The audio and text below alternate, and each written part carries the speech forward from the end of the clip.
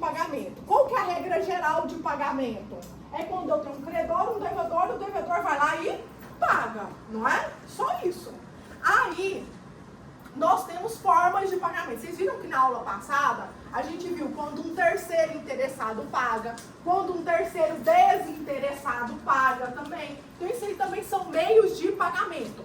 Esse aqui, ele é mais bonitinho, porque ele tem um nome, tá? A primeira forma alternativa de pagamento ocorre em situações determinadas. Então, por exemplo, quando é que eu vou ter um pagamento em consignação, a famosa consignação em pagamento? A gente viu na aula passada. Quando é que eu faço uma consignação em pagamento? Eu não coloquei aqui, porque a gente viu ela inteira na aula passada, gente.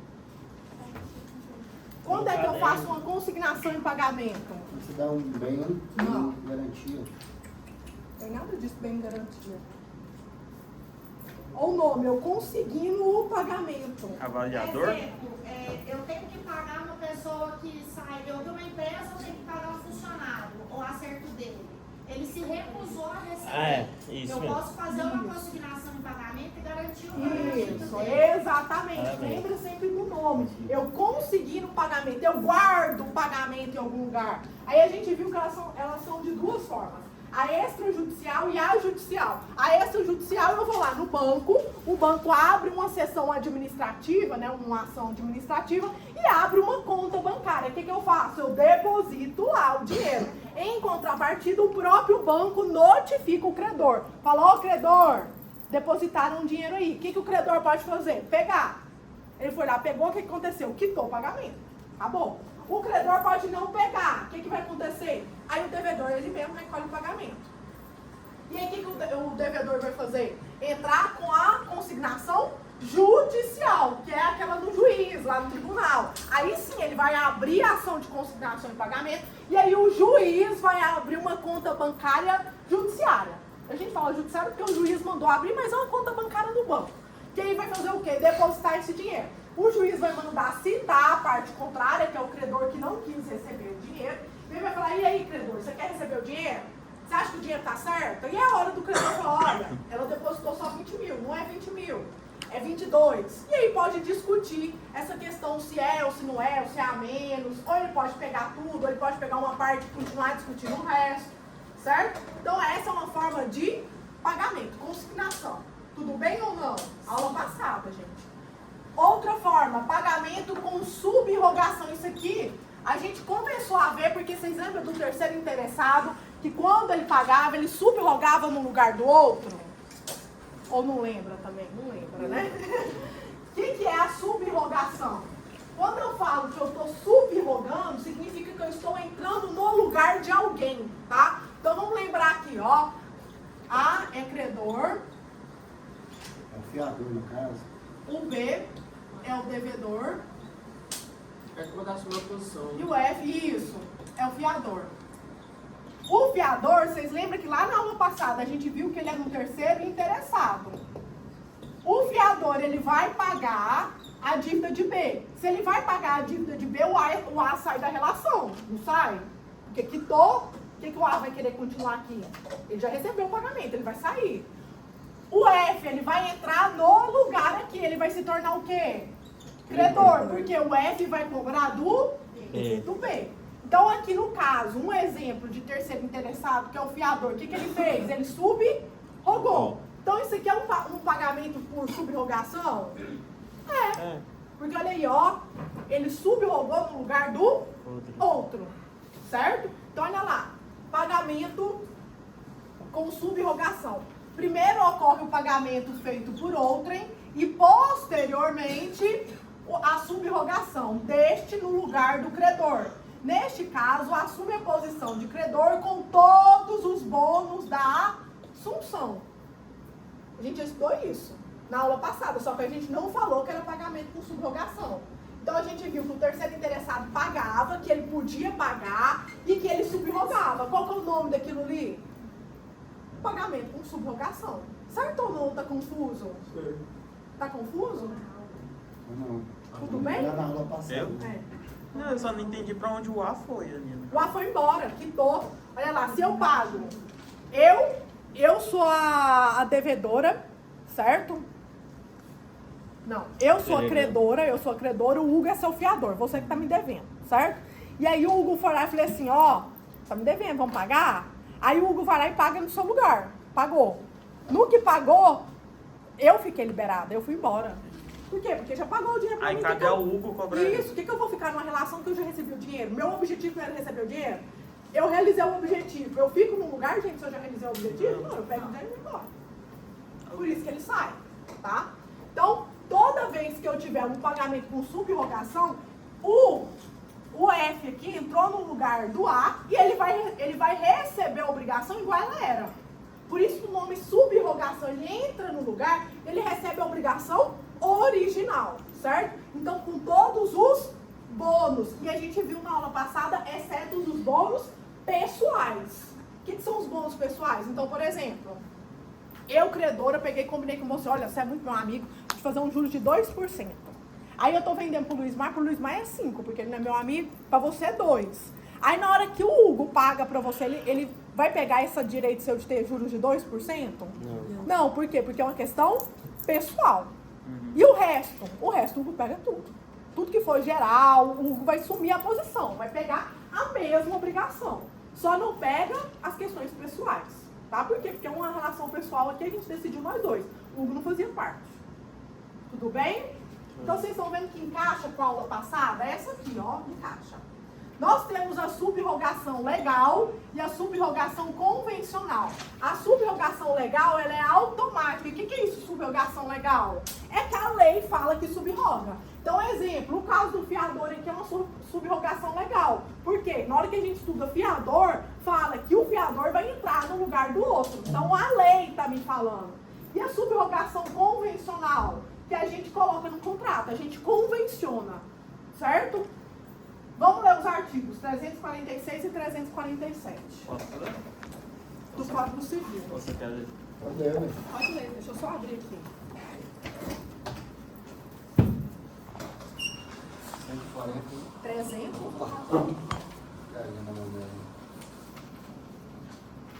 Isso, 346. A subrogação opera-se de pleno direito em favor, primeiro, do credor que paga a dívida do devedor comum. Segundo, do adquirente do imóvel hipotecado, que paga a credor hipotecário, bem como do terceiro que efetiva o pagamento para não ser privado do direito sobre imóvel. Terceiro, do terceiro interessado, que paga a dívida pela qual era ou podia ser obrigado, no todo ou em parte. O inciso terceiro é o fiador. O inciso terceiro é o fiador, olha lá, ó. O terceiro interessado, vocês lembram que a gente viu na aula passada que o fiador é um terceiro interessado? Que paga a dívida para que podia ser obrigado. O fiador não é obrigado a pagar a dívida? É, não é? Se eu não pago, eu tenho que chamar ele é obrigado. Certo? No todo ou em parte, o nome disso é fiador. Então, o fiador é o quê? Uma subrogação legal. Quais são as subrogações legais? Todas do artigo 346. Então, coloca aí no seu código. O 346, ele traz a subrogação legal, tá? No caso de hipoteca, você hipoteca a sua casa. Aí, de repente, a pessoa que está alugando essa casa hipotecada pode pagar a dívida? Pode, só para não hipotecar a casa, para não perder a casa. Ela tem subrogação? Tem subrogação, inciso segundo. Tudo bem? O terceiro é o fiador? Inciso terceiro, é o fiador. 347 é uma subrogação convencional, pode ler. É isso.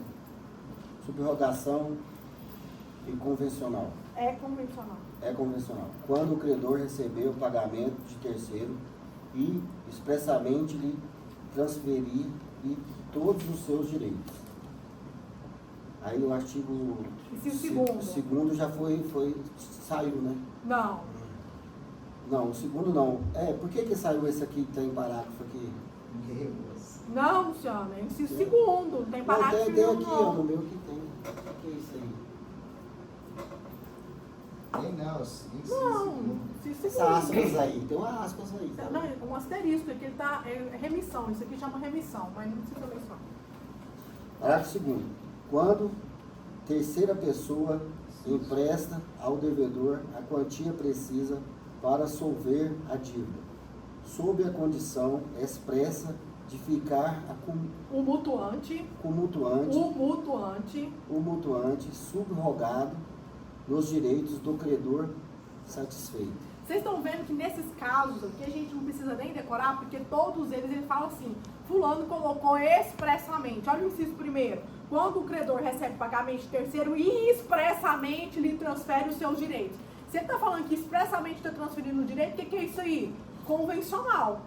Inciso segundo, quando terceira pessoa empresta ao devedor a quantia precisa para solver a dívida, sob condição expressa de ficar mutuamente subrogado. Então, todos esses casos aqui, ele está mostrando que teve uma convenção, que eu deixei a pessoa subrogar no meu lugar.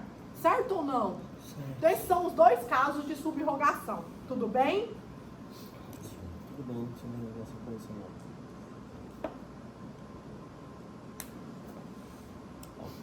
(347) A subrogação transfere ao novo credor todos os direitos, ações, privilégios e garantias do primitivo em relação à dívida contra o devedor principal e os fiadores. Foi o que a gente tinha acabado de falar, tá? Então, a pessoa subrogou, ela recebe a dívida com todas as garantias, com todos... 347 você está repetindo aí. Não, 349. Eu falei 47? 349. 348 você pulou, né? 348 você pulou. 349. A subrogação transfere ao novo credor todos os direitos, ações, privilégios e garantias do primitivo. Foi o que eu acabei de falar no quadro. Tudo bem ou não? Bem. Essa 349, vocês colocam aí do lado dela, que é a convencional. Na subrogação convencional, eu subrogo em todos os privilégios do credor. Agora, olha o 350. O 350 é só para subrogação legal, tá? Na subrogação legal, o subrogado não pode exercer os direitos e as ações do credor, senão até a soma que tiver desembolsado para desobrigar o devedor. Então, atenção, ó, por isso que eu coloquei coisas diferentes aqui. Quando eu tenho uma subrogação legal, ela é automática, e na subrogação legal, eu só pago quanto? Quanto eu dei para a pessoa pagar a dívida, na legal, certo? Então, por exemplo, o fiador aqui, ó, o fiador não é uma subrogação legal? A gente acabou de ver que ela é legal. Quando o fiador, vamos supor que aqui tinha uma dívida de 10 mil, tá? O B tinha uma dívida de 10 mil. O fiador fez o quê? Pagou, não é? Ele pagou quanto? 10 mil. 10 mil. Ele vai cobrar do B quanto? 10 mil. 10 mil, é o que ele pode cobrar. Por quê? Porque é uma subrogação legal. Na subrogação convencional, o que acontece? Ele subroga o quê? Ele subroga só no direito de pegar o dinheiro? Não, ele subroga em tudo. Em todos os privilégios, garantias, tudo que está lá no contrato. Por que aqui na convencional ele subroga de mais coisa? Porque aqui, gente, teve uma convenção, teve um acordo entre partes. Então a gente estipulou que ele poderia receber tudo. Mas é o que eles estipularam lá no contrato, né? Não, só de estar no contrato, ser uma coisa convencional, ela automaticamente afeta tudo. Subroga no lugar de tudo, entendeu? Professor, deixa eu tirar uma dúvida. Você falou que tem uma parte, eu tentei achar, mas eu não achei. Que, por exemplo, você combinou os juros comigo de 2%. Aí o Hugo vai assumir a dívida e vai pegar o de 5%, porque o combinado foi entre nós dois, 2%. Sim. Só que aqui fala que transfere basicamente o acordo que a gente fez. Sim. Então, por exemplo, se eu combinei com você de pagar em você em 200 vezes que seja, o Hugo ele vai assumir a minha dívida e ele vai poder te pagar em 200 vezes que seja. Sim, desde que não seja uma coisa particular sua, uma característica especial sua. Vamos voltar lá naquele pagamento em terceiro. No 47? Não, peraí, deixa eu achar. É inciso 2 do 347, não é? Não, gente, não é data passada.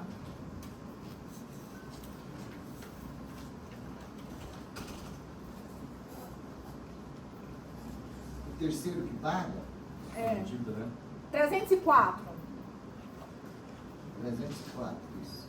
A de quem deve pagar? 304.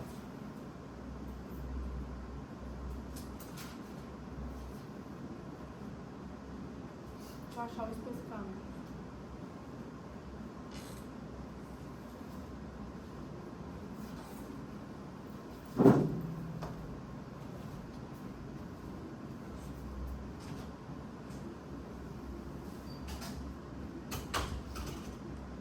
Não tá falando aqui especificamente.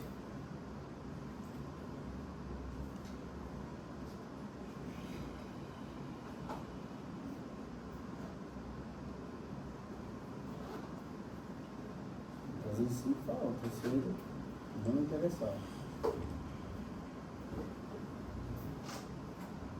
Não, eu quero falar da parte especial, porque não tá no artigo, é uma condição doutrinária.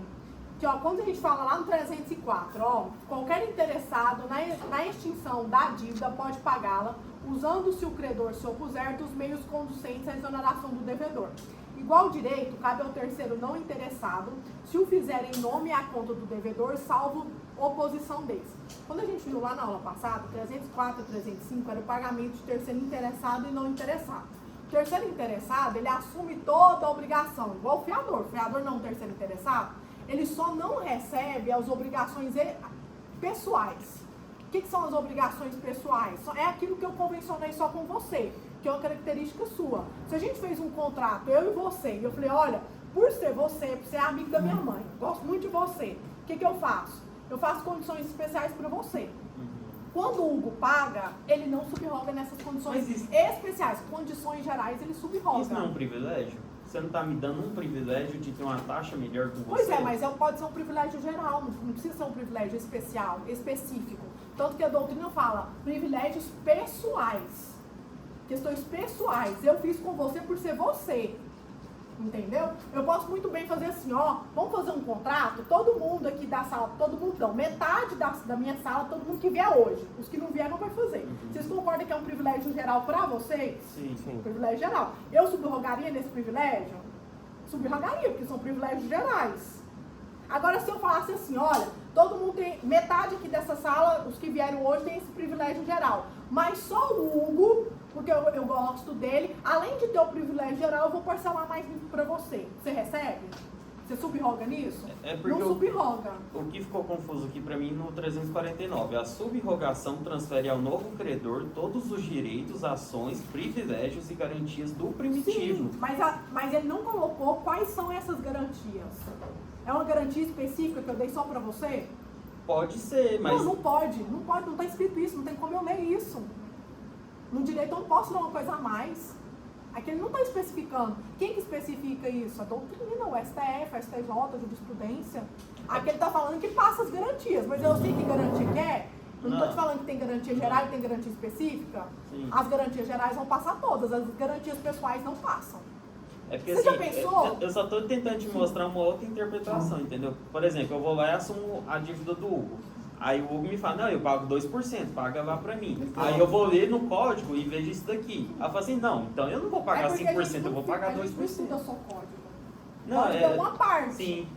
Tanto que várias interpretações aqui, eu não tenho que interpretar com a doutrina, porque essa parte especificamente do Código Civil ela é muito truncada. Se não tiver a doutrina para explicar, a gente não dá conta. Fica confuso, entendeu? Porque... Então o que é? Quando a gente coloca, se aparecer desse jeito na prova, copiado e colado, você vai fazer o quê? Verdadeiro. Agora você falar assim, salvo as garantias especiais, as garantias, os privilégios pessoais, esses não passam. Porque é muito estranho eu fazer com você, só eu faço um contrato específico só com você, coloco privilégio só para você. De repente, o que é o fiador, por ele ter interesse, ele vai lá e pega tudo, inclusive os privilégios específicos. Não mas tem. O fiador está entrando nas condições dele, porque ele não deu conta. Sim, mas de assumir a situação. as condições pessoais Não é o fiador porque ele não tá entra. querendo ganhar vantagem, Sim, não. mas o fiador ele não entra nas condições especiais, ele não entra. Ele entra Sim. só nas gerais. É no 304, então, que fala, salvo condições Não, pessoais. é a doutrina que fala. Ah, é a doutrina. É a doutrina que fala. Gente, na parte que eu expliquei isso aí pra Eu vocês vi verem. você explicando aqui em sala de aula esse entendimento aí, que as coisas que é feito em específico para... Isso, não passa. Olha lá no de terceiro. Eu coloquei até no papo. É porque você viu que ficou vago, fica meio que vago. Privilégios, Tem garantias. contrato de habitação, por exemplo, que tem lá um seguro diferenciado para mulheres. Em caso da mulher ter câncer de mama, o contrato é notificado. Aí, se o meu fiador é homem, como que ele vai ter essa garantia sendo que é homem? Agora você falou um exemplo Entende? bom.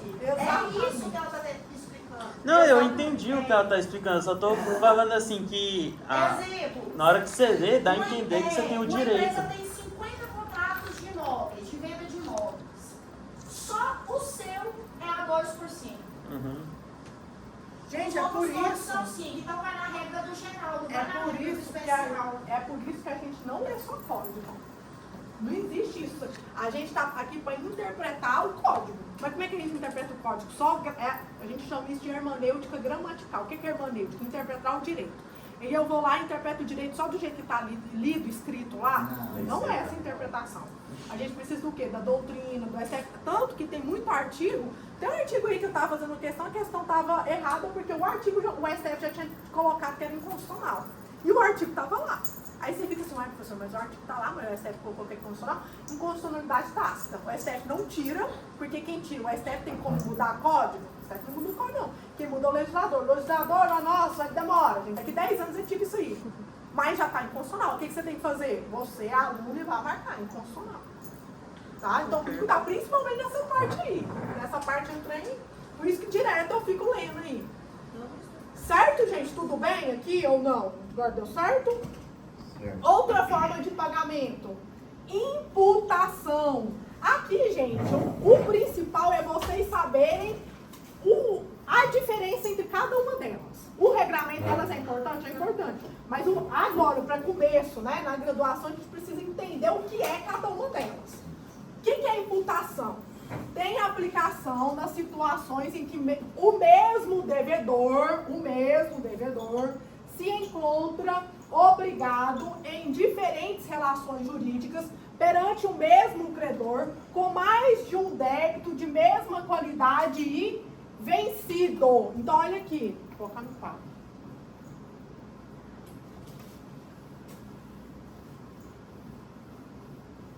Eu tenho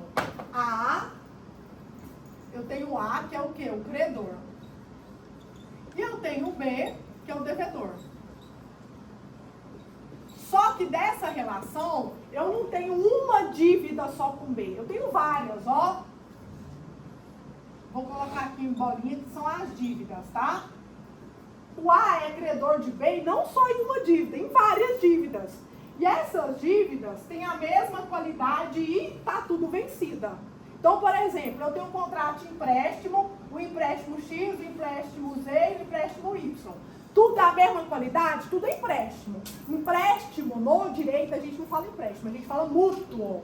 Mútuo, tá? Então, a gente tem um contrato de mútuo aqui, ó. Então, é o mútuo X, o mútuo Z e o mútuo Y. Então, eles são a mesma qualidade? São, porque é tudo empréstimo. Nesse exemplo que eu tô dando, tá tudo vencido. Tudo vencido. Como que eu posso pagar? Eu posso pagar na forma de imputação. O que é imputação? Um mesmo devedor se encontra obrigado em diferentes relações jurídicas perante o mesmo credor com mais de um débito da mesma qualidade e vencido. Quando você olha essa característica, você tem que lembrar do quê? Que isso aqui é uma imputação. Como que eu vou pagar na forma de imputação? Olha aqui. O devedor tem que pagar. Só que aí a pergunta que é, eu vou pagar o que primeiro? Se tudo é a mesma qualidade, está tudo vencido. Tem que ter uma regra de que eu vou pagar primeiro. Aí entra a imputação. O devedor caberá escolher qual obrigação será cumprida primeiro. Se não o fizer, então presta atenção. O devedor escolhe se ele vai pagar o X, o Z ou o Y. O devedor escolhe. Porque tanto faz, gente. Olha aqui, é a mesma qualidade e está tudo vencido. Eu não estou falando de um contrato que tem uma hipoteca, depois um mútuo, depois uma locação. Não estou falando de contratos diferentes que têm objetivos diferentes. Estou falando de contratos iguais, coisas iguais. Se for coisas diferentes, não é imputação. Aí nós vamos para outra forma de pagamento. tá? Então, olha lá. Quem que escolhe? O devedor. Se o devedor não escolher, o que vai acontecer? Aí o código vai me dizer. O Código Civil vai me dizer o que eu vou fazer. Primeiro, vai pagar os juros e depois o principal. Aí aqui vai entrar no negócio que a gente vai ver no final da aula, que é agora. Quando eu estou atrasada com alguma coisa, eu não tenho, vamos supor, eu tenho um contrato de 5 mil. Eu não pago o contrato de 5 mil, eu estou devendo quanto? O contrato, não é? Mais os juros. Aí você vai lá negociar para pagar. Quando você paga, gente, a primeira coisa que você paga é o juros. Você não paga o montante principal. Só na hora que você paga os juros inteiros que você começa a entrar no montante. Eu estou falando isso porque a gente pensa, quando a gente está mais novo, a gente não tem experiência, né? A gente pensa que é o quê? Você está pagando isso aqui primeiro e depois que é os juros. E não é. Toda dívida que corre o juro, primeiro você paga o juro e depois você faz isso aqui. Por isso que quando você deve a Jota, você fica pagando o quê? O juro para Jota. Até você chegar onde? No principal. É aí que o Jota te pega. Você vai ficar devendo o juro aí até 1000 anos. Certo? Então, olha lá. A primeira regra é o quê? A primeira regra é eu vou pagar os juros primeiro e depois o principal. Depois, se todas as dívidas forem iguais, quita a primeira mais antiga. Então, eu vou na mais antiga. Se todas forem vencidas, paga primeiro a mais onerosa. Então, o código que me coloca qualquer ordem de pagamento. Se eu não escolher, tudo bem ou não? Se o devedor escolher, então ele pode usar qualquer critério. É o que ele quiser. É o Pode que ele ser quiser. valor maior, menor, qualquer É coisa. isso, se ele escolher. Agora, se ele não escolher, o código escolhe, o Código Civil. Aí, gente, quando eu falo assim, o Código Civil escolhe, provavelmente aqui a gente já está numa ação. Sim. Né? A gente está numa ação, você está cobrando 3 coisas, o devedor não falou nada, não se manifestou, o código vai falar, olha, você vai pagar em tal ordem. Isso está especificado em algum... No código aqui, nós No vamos ver qual? agora. Nós vamos ler. Cadê? Lá na dação em pagamento, artigo 305. Não, dação não, gente. 352, 352. A pessoa obrigada por 2 ou mais débitos, então presta atenção. Se lá na prova aparecer 2 ou mais débitos, você acende qual lanterna? Para imputação. Nenhuma outra tinha mais de um débito. Lá no fiador, que era subrogação, tinha mais de um débito? Não, era uma dívida só. No pagamento em consignação, tinha mais de uma dívida? Não, tinha uma só. Então, na imputação já é a primeira que aparece pluralidade de dívida.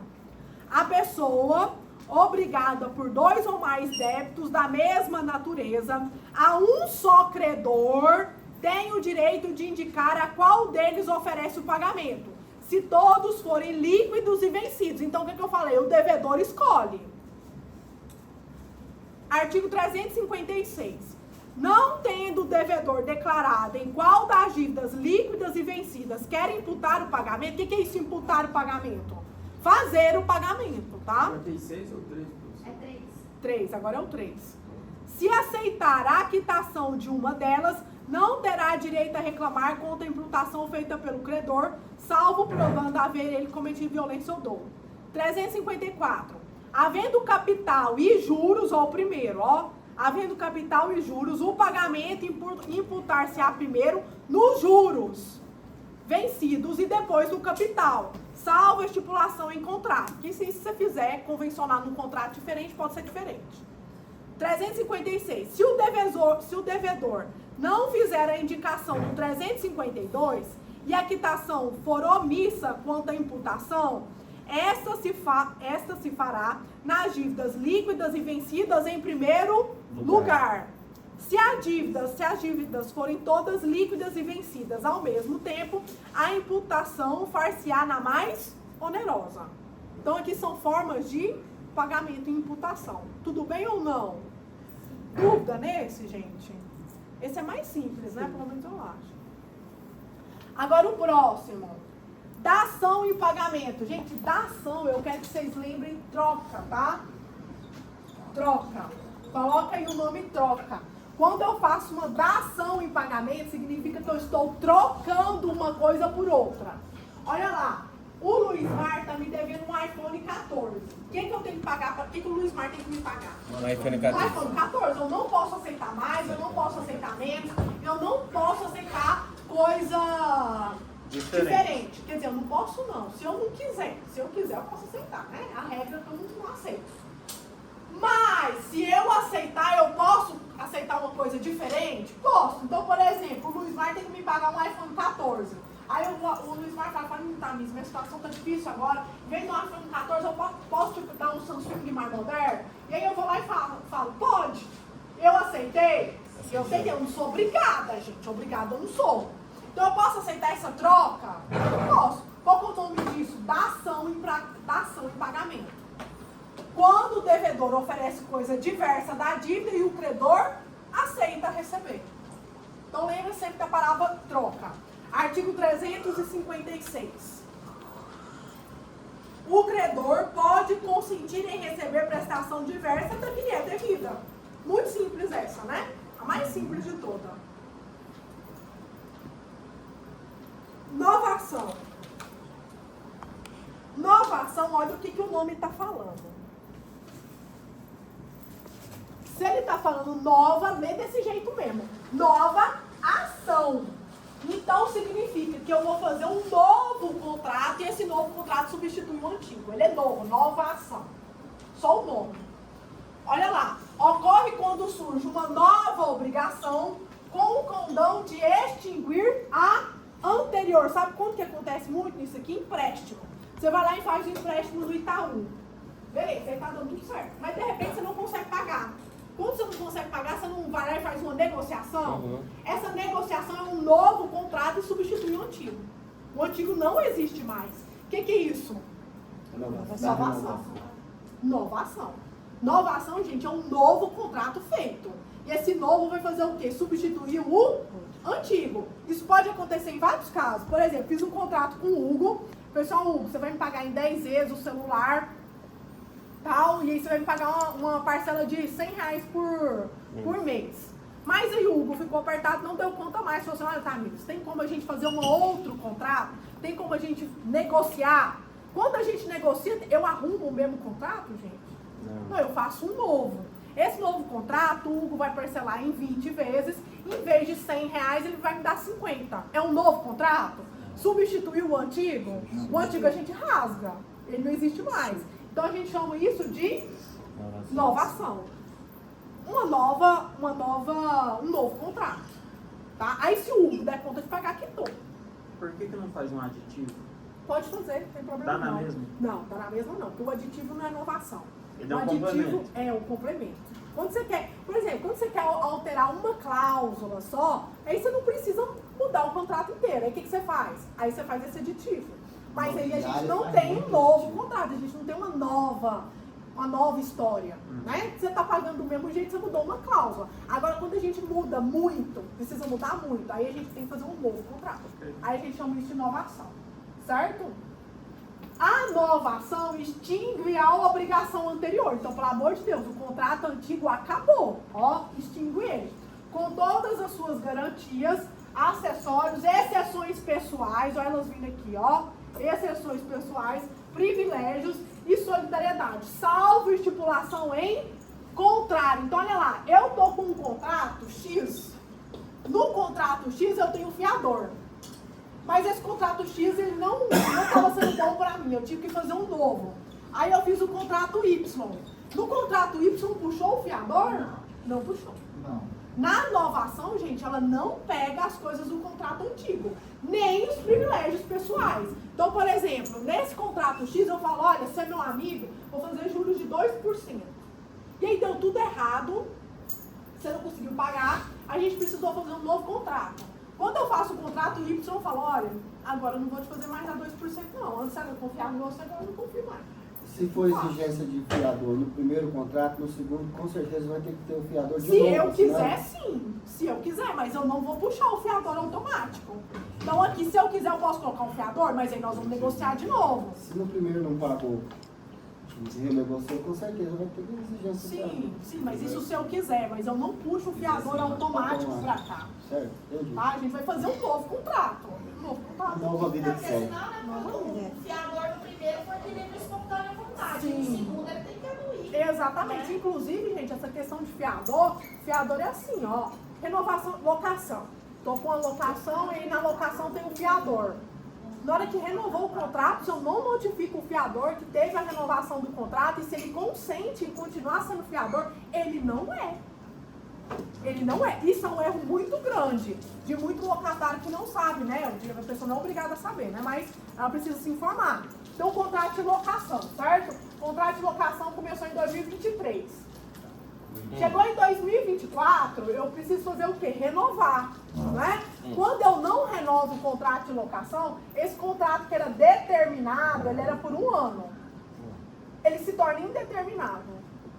E aí ele fica automático, valendo até indeterminado, por prazo indeterminado. Só que aí, como eu não renovo, o fiador tá sabendo que ele ficou indeterminado? Aí na hora que a pessoa não pagar esse aqui de 2024, sabe o que vai acontecer? Você vai chamar o fiador falou, opa, não precisa não, porque eu não fui notificado. Por que eles colocam? Toda renovação de contrato, o fiador precisa ser Nem se notificado. tiver especificado no contrato de 2023 que esse contrato se renova Não, até é o cancelamento diferente. dele. É diferente. Porque a gente tem vários tipos de contrato. Geralmente, É, porque contrato se de for- locação é 1 ano. Até porque, gente, depois de 1 ano nós temos que aumentar o valor Mas da eles não locação, chamam não é? o inquilino para poder renovar, não. Então você está fazendo errado. Tem essa opção? Tem essa opção. Aí nós chamamos de quê? Contrato com prazo indeterminado. Você quer fazer isso? Você pode fazer. Aí você faz, você coloca lá o fiador tem que estar sabendo que é prazo indeterminado. Eu não estou falando isso. Eu estou falando o que acontece é que eu tenho um contrato com prazo determinado, um aluguel de 1 ano, passou 1 ano, o que você vai fazer? Renovar, gente? Você vai ficar com o contrato vencido? Não vai. Na hora que você renova, você vai fazer o quê? Notificar o fiador, falar, fiador, renovamos o contrato, vamos continuar o contrato. Aí, beleza, e o fiador vai responder? Vai responder. O que nós temos é isso aqui, ó. Eu tenho um contrato de locação determinado para 2023. Okay. Venceu 2024. Eu vou lá e faço assim, ó, falou, vamos assinar um contrato? Vamos fazer um novo contrato, né? Pra gente renovar, renovação do contrato. A pessoa fala, não precisa não, a gente continua com o mesmo. Pode, só que esse contrato aqui que era determinado se tornou indeterminado, ou seja, ele vai valer, vai ficar valendo. E aí eu notifiquei o fiador? Não. Não notifiquei. O contrato continuou mesmo. Se eu não notifiquei, tem como o fiador responder pela dívida? Não. Todas as vezes, gente, que acontece qualquer mudança, qualquer alteração no contrato, e esse contrato tem fiador, ele precisa ser notificado. Se ele não é notificado, ele não responde. Eu acho que os contratos, então, hoje em dia, das imobiliárias, são todos indeterminados. Porque eles não chamam a pessoa ano a ano para poder renovar o contrato. Nossa, meu Deus. Não, mas por Eu não conheço exemplo, isso, não. o que ela tá Ano a falando. ano você As imobiliárias, eu tenho contrato de locação. As imobiliárias hoje fazem os contratos de 3 anos, Sim, você podendo no primeiro ano cancelamento. cancelar sem multa. Isso. E qualquer coisa que altera no contrato, eles fazem um aditivo e o fiador tem que assinar. Exatamente. Quando eu Hoje, Aí faço. com 3 anos vence então. Aí tem que fazer Não, essa. mas aí é o que ela tá falando, é determinado, ou seja, tem início 3 e fim, anos. não tem uma cláusula assim, esse contrato se Você renova até o acredita mais no cancelamento, que fala do entendeu? que em mim, você já viu? Lá em casa, por exemplo, não é igual dele. Professor, Eu, por exemplo, deixa eu só concluir só um minutinho, Lu. Eu, por exemplo, eu que faço o contrato lá do meu pai e da minha mãe do aluguel da clínica, né? Que meu pai e minha mãe alugam uma clínica embaixo. Eu faço de um ano. Um ano. Mas, professora, mas qual que seria a diferença aí do tácito e do expressamente aí, no caso? Porque no caso, por exemplo, que tem um contrato de 1 ano, a pessoa continuou morando lá no apartamento. Sem renovar. Você dá a entender que ela vai continuar no contrato morando. Tá, aí continua no contrato. Porém, não mandou nada pro fiador que mora em outra cidade Não, assinar. ela não formalizou. Não formalizou. Um novo contrato. Novo Continuou. contrato. Fiador Tem não- gente, por não é exemplo, mais fiador. que começa a alugar uma casa em 2023, da 2026 ele tá com o mesmo contrato original. É. Você não fez um novo, entendeu? Se você não fez um novo, você não notificou o fiador, falou assim, ó fulano, a gente continuou o contrato, o fiador não tem obrigação de continuar a Certo. fiança. Deixa eu tirar uma dúvida rápida relacionada a isso. Por exemplo, eu trabalho no imobiliário. Gente, Geralmente lá a gente faz o contrato, né? De renovação, a gente faz um aditivo, colocando aquele contrato como o principal. Novo, Isso, só que só coloca as cláusulas, por exemplo, a alteração de valor, essas coisas. Tá certo dessa forma ou tem que ser feito não um tá novo certo, contrato? porque é mais barato você fazer um aditivo do que você fazer um contrato zero. Não tem problema. você pode fazer o aditivo. Entendi. Não tem problema. Eu faço um novo contrato porque a gente é pessoa física, né? Não é empresa e tudo mais. E eu faço um novo porque não muda nada. O que muda geralmente é o valor, né? E aí o fiador. O fiador toda vez não ganha. Fiar de novo. Aí no caso de aditivo, de renovação, não precisa. Na verdade, precisa renovar os fiadores também. Sim. O Entendi. aditivo geralmente sim. Se não fizer aquele negócio de 3 anos, venceu os 3 anos, aí eu tenho que chamar um fiador de novo. Fiador, você tá sabendo? Ó, nós vamos continuar o E contrato. deixa eu te fazer uma outra pergunta complemente a essa. No caso de depósito calção, geralmente o depósito calção é em cima do valor do aluguel. Sim. Então aquele depósito calção foi dado num valor no início da entrada dele. Sim. No aditivo ele tem que complementar esse depósito calção? Não. Exemplo, o aluguel quando ele entrou há 3 anos atrás era R$1.000. Então ele pagou, vamos supor, 3 depósitos de calção, pagou R$3.000. Agora o aluguel dele já está em 1.500. Ele vai ter que fazer essa complementação de Não, calção? porque ele está continuando, né? Calção você só faz uma vez quando você está entrando. A Mas o calção, valor mudou? Não, mas não interessa. A calção, ela não é um negócio que eu faço em todo o contrato. Ela faz em cada novo contrato, porque a calção é uma garantia. A calção é assim, olha, eu tô depositando 3 aluguel aqui, porque se um dia eu não pagar, você vai pegar a calção. Então não tem cabimento eu ficar fazendo calção só porque renovou o aluguel, porque a calção já está lá. Sim. Entendeu? Mas você não precisa. É só porque é baseado no valor do aluguel. Não, mas, mas é quando você fez o contrato. Entendi. Agora, se você acabar com aquele lá, fizer um novo, aí sim, um novo valor, aí você dá a calção. Ok. Tá? Tudo bem, gente, ou não? Tudo bem. Vamos ler então a novação 360 para a gente ir para os próximos. Dá-se a novação quando o devedor contrai com o credor nova dívida para extinguir ou substituir a anterior. Quando o novo devedor sucede ao antigo, ficando este quite com o credor. Quando, em virtude de obrigação nova, outro credor é substituído ao antigo, ficando o devedor quite com este. Então, toda vez que eu tenho um novo contrato, seja porque eu mudei a pessoa também, eu vou ter novação. Então, olha lá. A novação, eu dei um exemplo de novação de contrato, tá? Eu fiz um contrato e aí eu não dei conta de pagar. Nós vamos fazer o quê? Um novo contrato. Esse caso aí é o do inciso primeiro. Vocês estão percebendo? Olha lá, ó. Quando o devedor contrai com o credor nova dívida para extinguir ou substituir a anterior. Esse é o primeiro. Agora, olha o do inciso segundo e inciso terceiro. Eu tenho uma dívida com a Gabriele. E aí o Hugo é muito meu amigo e aí pega e fala assim, não, tá, fica tranquilo, eu vou entrar no seu lugar. Eu tenho muito dinheiro, eu vou entrar no seu lugar e eu vou pagar pra você. Ele entra no meu lugar, ele paga pra mim, isso é uma novação? Não. É uma novação, É uma gente. novação. Porque ele tá entrando no meu lugar, não sou eu que tenho que pagar? É. É um novo contrato? Se o Hugo falar assim, Tamires, coloquem no contrato que eu vou entrar no seu lugar e eu vou pagar pra você. Não é um novo contrato com uma nova pessoa? E aí o Hugo estipulou, ó, Tamires, você fica tranquilo, eu vou pagar pra você. Quitou a dívida. Quitou de que forma? Inovação.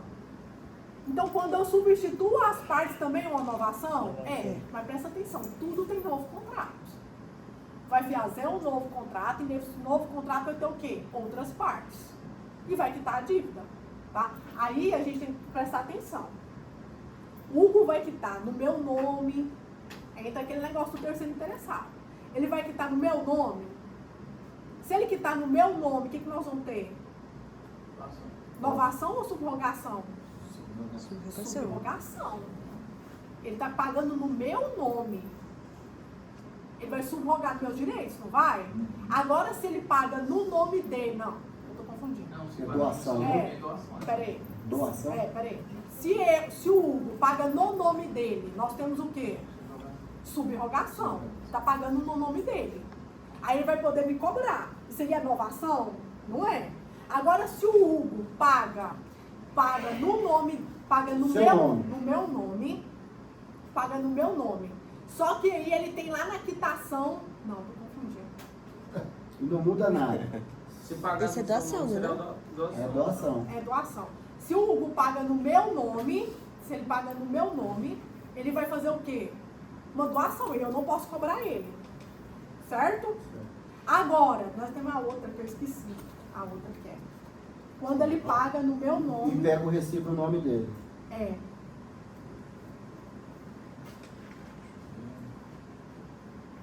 Isso.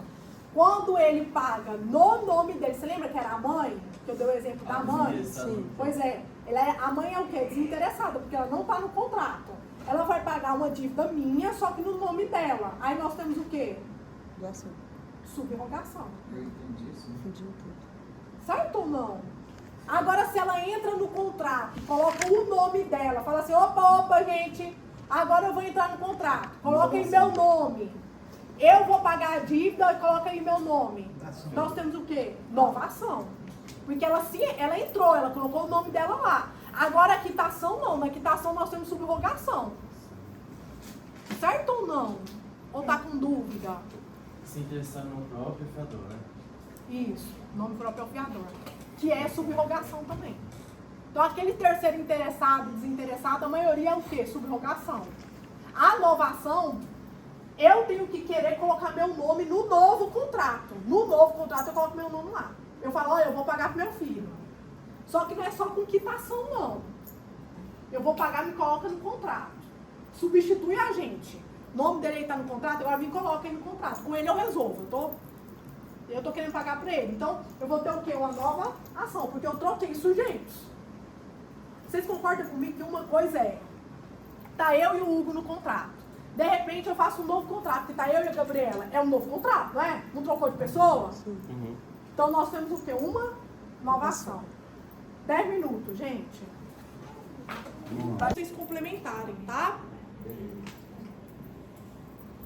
Vamos lá, então. As duas últimas formas de pagamento. Compensação e confusão e remissão. 3. Compensação. O que é compensação? Duas pessoas que são ao mesmo tempo credor e devedor. Elas são credor e devedor uma da outra, tá? Então olha aqui, eu tenho A e eu tenho B. O A é credor de B e ele também é devedor de B. Certo? Tem como eu fazer isso? Tem, gente. Tá? Então eles são ao mesmo tempo credor e devedor. Para que haja compensação, exige-se que as obrigações sejam homogêneas, líquidas, exigíveis e fungíveis. O que é isso aí, fungível? O que é uma coisa fungível? Se une a outra. Não. Não, gente. Fungível.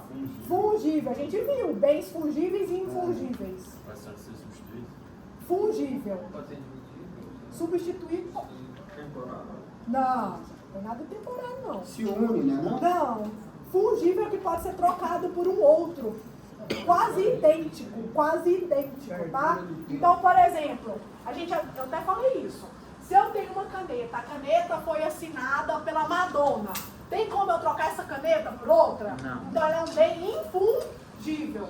Agora, se eu pegar o meu celular, tem como eu trocar meu celular por um outro celular Samsung ou iPhone? Tem, porque ele é trocável, eu tenho um outro idêntico a ele, certo? Então a gente tem coisas fungíveis e infungíveis. Para eu ter compensação, as coisas têm que ser o quê? Fungível. Então olha lá, eu estou devendo 10 mil pro B. E o B está me devendo um celular. E o celular é no valor de 10 mil ou aproximado. Tem como eu trocar? Fala, fulano, eu estou te devendo 10 mil, você está me devendo o celular. Eu não te passo os 10 mil, você não me passa o celular. Nós estamos kit. Pode? Pode, porque é fungível, não é? O celular é fungível com dinheiro? É. Agora, se eu tiver, por exemplo, aqui, ó, o A está devendo 10 mil pro B. E o B tem uma caneta assinada pela Madonna. Tem como trocar a caneta assinada pela Madonna por 10 mil? Até porque a caneta assinada por ela não faz 10 mil, faz muito mais. Se ela morrer, piorou e dobra. Só se for caneta. Fala, professora, a coisa dela. A caneta que foi beijada com a rainha da Inglaterra. Lúcia. A véia foi de rara. Até a Madonna. Nossa, meu Deus. Se eu tiver uma caneta da Madonna, eu posso Faz vender 70 na hora. anos, Vale muito, cara. Não, bota pra É espera uns doido. 10 anos. Olha lá, então aí a gente tem que ter essas qualidades para eu ter a troca. Então não basta só eu querer trocar, tá? Não basta só eu querer compensar. Tem que ter as características da compensação, tudo bem? Somente o devedor que compensará a dívida com o credor e vice-versa, tá? Não pode um terceiro entrar aqui e falar, vamos compensar? Não pode. É só quem está na relação mesmo. Vamos ler o artigo 369. É 38, não? É 268, né? Linha de ônibus. 268, compensação. Aqui estou mais um Mas é porque eu quero ler o 369. Mas vamos ler o 368 também. 368. Se duas pessoas forem ao mesmo tempo, credor e devedor, uma da outra, as duas obrigações extinguem-se até onde se compensarem. Gente, até onde se compensarem. Então, por exemplo, eu tenho um celular Samsung e eu tenho uma dívida de 20 mil. Eu posso dar o celular Samsung? Posso. Posso. Desde que a outra parte aceite. Pega e fala assim, olha, o celular Samsung vale 8 mil. Você está me devendo 10. Beleza, mas aí você continua me devendo quanto? 2 mil. Vamos colocar aqui, ó. Eu tenho uma dívida de 10 mil e esse aqui tem um celular. E o celular vale 5 mil. O celular vale 5 mil. Eu posso compensar? São coisas fungíveis? São. Só que você concorda comigo que não é o valor da dívida? Não é. Então essa compensação aqui vai ser chamada de parcial. Aí eu vou compensar, vou dar o celular, e aí não vou pagar os 10 mil, mas vai ficar faltando quanto ainda? 5 mil. Qual que é o nome disso? Compensação parcial. E a compensação total? Eu tenho um celular e o celular vale 10 mil. Eu posso compensar? Posso, quitou. Aí quitou. Certo? Então eu tenho a compensação total e eu tenho compensação parcial, tá? 369. A compensação efetua-se entre dívidas líquidas, vencidas e as coisas fungíveis. Tá? Muito cuidado. Essa é a característica. Tudo bem ou não? Tudo bem, isso foi mais fácil. Confusão. Confusão é quando eu tenho uma pessoa e ela é credora e devedora ao mesmo tempo. Então, tome cuidado. Aqui não tem duas pessoas, não. Aqui é duas. Aqui é uma pessoa. Então, eu sou credora e eu sou devedora de mim mesma. Certo? Exemplo. Pode acontecer? Pode acontecer. Dá um exemplo pra gente dessa coisa diferente. Artigo 384. Calma. 384. A pessoa deve entrar lá mesmo. Ah, isso aí. 381. Extingue-se a obrigação desde que a mesma pessoa se confundam as qualidades de credor e devedor. Então, eu sou credora e eu sou devedora também. Então, um exemplo. Eu, Tamires, tenho uma dívida de 10 mil com meu pai. 10 mil com meu pai. Eu sou o que aqui? Eu sou devedora. Certo? Meu pai morre. Meu pai morre. Eu recebo o quê? Herança, não é? Sim. Quando eu recebo herança, eu vou ser o quê? Sou credora, não é? Por que eu sou credora? Eu não recebi a herança do meu pai? Eu não tenho dinheiro? Se eu tenho dinheiro, eu vou pagar eu. Certo ou não? Aí, Eu se sou você tiver credor e irmão, devedor. se você tiver irmão, Não, mas aí eu vou dividir, uma parte vai ficar comigo. Essa parte que fica comigo eu vou pagar. Mas vai pagar proporcional. Entendeu? Eu vou pagar a minha parte. Isso ajuda, mas pra mim ajuda muito. Deu certo. 2 S parece um joelho dobrado. Quando você vai pedir perdão pra alguém, você não dobra o joelho? Não. Então, vamos, né? Você dobra o joelho. Você tá pedindo perdão, você vai lá, pelo amor de Deus. Então, olha lá, ó. Dobrando o joelho parece o quê? 2 S. Então, remissão com 2 S é perdão, tá? Perdão. O acordo pelo qual o credor perdoa a dívida do devedor, com a sua aceitação. Então, quando eu perdoo uma dívida, eu não falo que você está fazendo uma doação, não. Quando você perdoa uma dívida, você fala que você está o quê? Fazendo uma remissão. Remissão é perdão de dívida, tá? Só isso, não tem mais nada. Finalizando, gente. Vamos deixar mais. Eita,